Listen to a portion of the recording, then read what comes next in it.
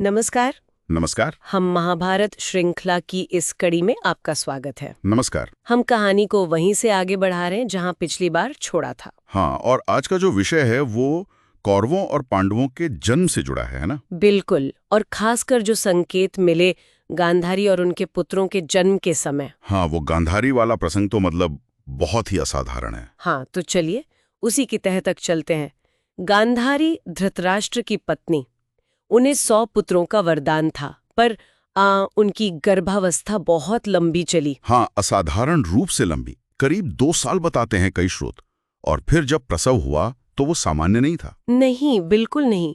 कहते हैं कि उन्होंने गर्भ को जैसे बाहर निकाला। हाँ, और जो निकला वो कोई जीवित शिशु नहीं था, वो बस मांस का एक लोथड़ा था, निर्जीव। कितना भयानक रहा होगा वो। और यहीं पर वेदव्यास जी का प्रवेश होता है कहानी में। बिल्कुल, वेदव्यास जी ने ही स्थिति संभाली। उन्होंने उस मांस पिंड को लिया और उसे 100 छोटे हिस्सों में बांट दिया। 100 हिस्से।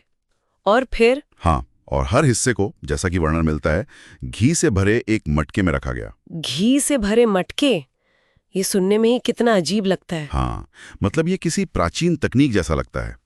फिर उन मटकों को बहुत सावधानी से रखा गया और इंतजार किया गया। और फिर उन मटकों से जन्म हुआ 100 पुत्रों का। एक एक करके।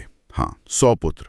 और इनमें जो सबसे पहले जन्मा वो था दुर्योधन। दुर्योधन। और यही कहानी और भी मजेदार हो जाती है ना।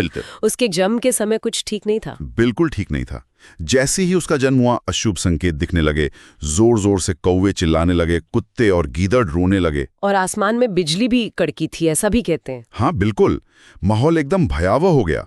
और वहां मौजूद वेदव्यास जी ने इसे अच्छा नहीं माना। उन्होंने इसे अशुभ संकेत कहा। अशुभ से भी बढ़कर उन्होंने तो साफ साफ कहा कि ये बालक कुल का नाश करेगा। उन्होंने धृतराष्ट्र को सलाह दी कि इसे त्याग देना चाहिए। त्याग देना चाहिए अपने पहले पुत्र को। हाँ, ये बहुत बड़ी बात थी। भीष्म पितामह जैसे लोग भी चिंता में पड़ गए। सोचिए क्या दुविधा रही होगी। लेकिन कहानी यहाँ रुकी नहीं। नहीं, बिल्कुल नहीं। कहते हैं कि लगभग उसी समय जब ये सब अशुभ घट रहा था, एक और जन्म हुआ। अच्छा। हाँ, और इस बार माहौल बिल्कुल अलग था। जैसे ही उस बालक ने जन्म लिया, चारों तरफ जैसे रोशनी फैल गई, वो अशुभ आवाजें बंद हो गईं। और ये बालक कौन था? ये थे युधिष्ठिर, पांडु और कुंती के पुत्र। पांडु जो धृतराष्ट्र के छोटे भाई थे। तो युधिष्ठिर का जन्म दुर्योधन के लगभग तुरंत बाद हुआ? हाँ, लगभग साथ साथ ही। और दोनों जन्म कितने विपरीत थे। एक तरफ अंधकार और अशुभ, दूसरी तरफ प्रकाश और शांति। तो ये तो कमाल की बात है। एक ही समय पर 2 राजकुमार जन्मे, एक विनाश के संकेतों के साथ और दूसरा उम्मीद की किरण बनकर। हाँ, ये घटनाक्रम जैसे भविष्य की नींव रख रहा था। एक तरफ 100 कौरव भाई, जिनका नेता दुर्योधन बनने वाला था। तो क्या इसका मतलब ये समझें कि हस्तिनापुर का भविष्य उसी क्षण तय हो गया था? क्या वो जन्म के संकेत ही सब कुछ थे? ये बहुत गहरा सवाल है, और ये स्रोत हमें इसी पर सोचने को मजबूर करते हैं। क्या नियति पहले से लिखी होती है, या कर्मों से उसे बदला जा सकता है? सही बात। और कहानी तो अभी शुरू हुई है। अभी तो और भी पांडवों का जन्म होना है। भीम, अर्जुन, उन सब की अपनी कहानियां हैं। हाँ बिल्कुल। तो अगली कड़ी में हम पांडवों की कहानी को और आगे बढ़ाएंगे, जानेंगे कि बाकी पांडव कैसे जन्मे, और देखेंगे कि हस्तिनापुर की कहानी कैसे आगे बढ़ती है। बिल्कुल।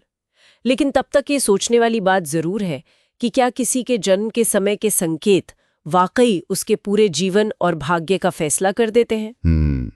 विचार करने योग्य प्रश्न है। चलिए इसी प्रश्न के साथ आज की चर्चा समाप्त करते हैं। अगली कड़ी में फिर मिलेंगे। नमस्कार। नमस्कार।